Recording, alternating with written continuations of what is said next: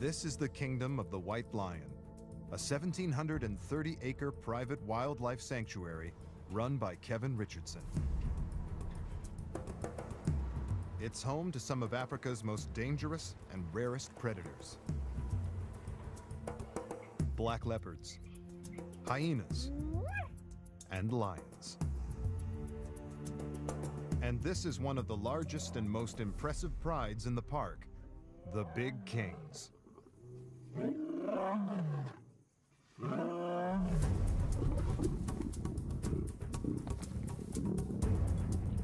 The family is headed by 4 males, 2 tawny lions, Rafiki and Siam, and 2 white lions, Alex and Kaiser.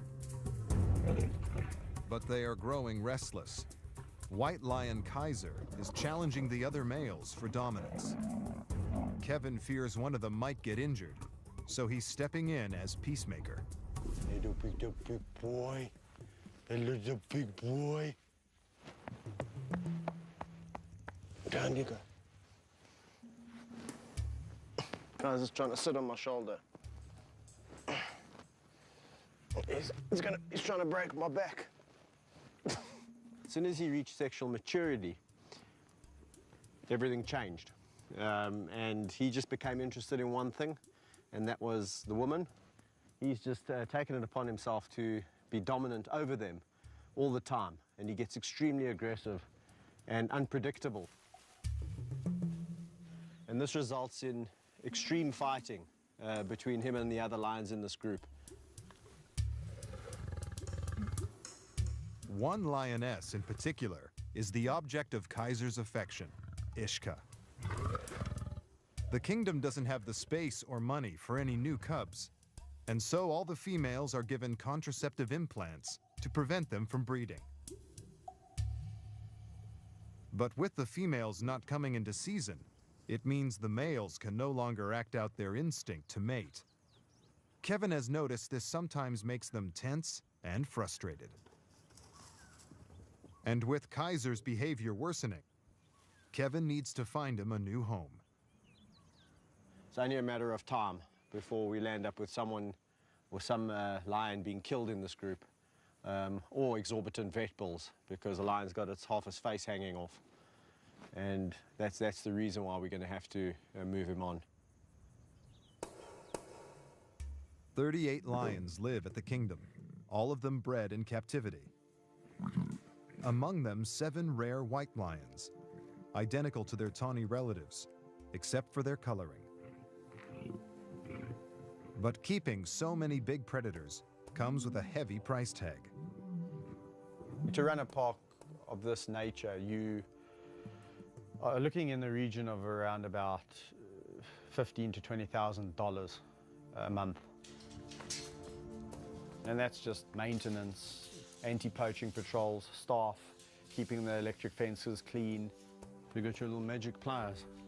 You know, feeding the lions, watering the lions, making sure they've got proper veterinary health care. They've been de-ticked, vehicles, petrol, fetching food. It's a big job. People don't realize what a mammoth job it is, taking on, looking after a lot of lions. You know, not just one lion. It's, you know, a lot of mouths to feed.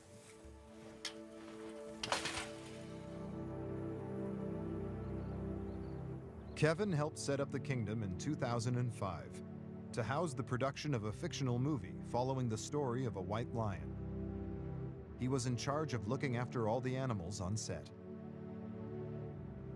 Today, the retired white lions that starred in the movie live out their days here, alongside Kevin's favorite lions from his former job at another park.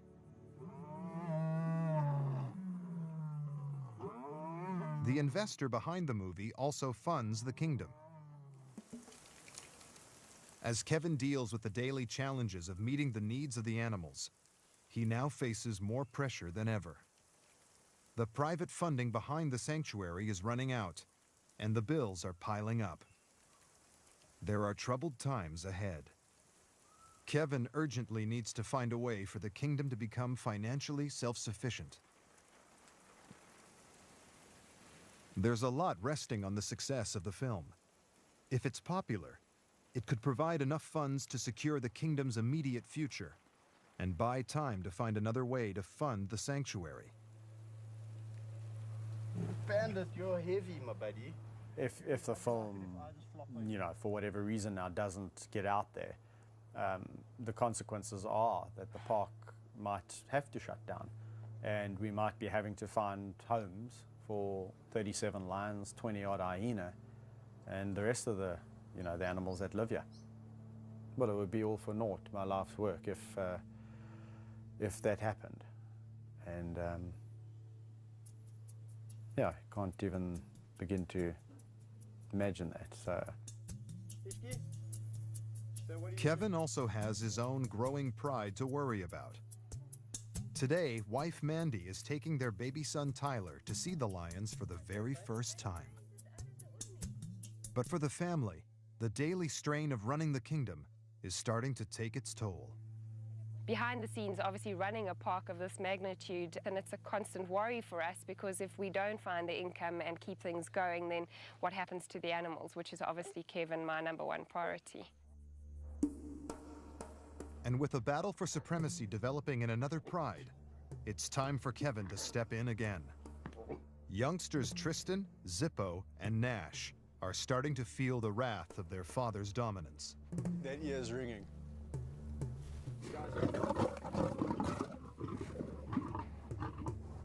They're approaching the age when, in the wild, they would leave the pride and form one of their own. Kevin needs to intervene before one of them is injured. He has decided to remove them and form a new pride with another group of youngsters: Bobcat, Bandit, and Gabby. If the introduction works, it means there will be less risk of fighting. today's a real big day. We've got Tristan and Zippo and Nash finally leaving the nest and coming to reside with Bobcat and Bandit's group.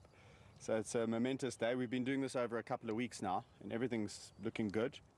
I just don't know. This is the interesting thing about doing this kind of thing. You never know. You can do it 10 times and it can go one way, and then you get the 11th time it does a completely different thing. It's a big responsibility. Kevin's unique insight into the dynamics of the pride is key to a successful introduction. But there's an added complication. I'll tickle you to death. I'm gonna tickle you to death. Spunny, the hyena. Spunny was hand-reared alongside Bobcat, Bandit, and Gabby from just a few days old. This unusual pride defy the wisdom that lions and hyenas are arch rivals and will attack each other at any opportunity. Spunny has little idea how to behave around other hyenas, and if he is introduced to them now, he is likely to be seriously injured. For his own safety, he'll stay in the pride where he knows how to behave best, like an honorary lion. With the lions, actually, he lives a pretty cool life. He's one of the pride. They live a very lazy life. They're both very social animals. Best of mates, in fact. Let's go. In you go. In you go. Get in. Whether Spunny accepts newcomers Tristan, Zippo, and Nash into his lion pride remains to be seen. We're going to release them today, see how it goes today, especially with Spunnies, the hyena. And depending how it goes by 2 o'clock, 2 o'clock's the feeding time. If it's all going well, we'll feed them together. If we suspect that it's a little bit awkward and things aren't going so well, then we'll maybe remove them and take them back. Helping Kevin is his right-hand man, Rodney Nambakana, the only other person to handle the animals at the kingdom.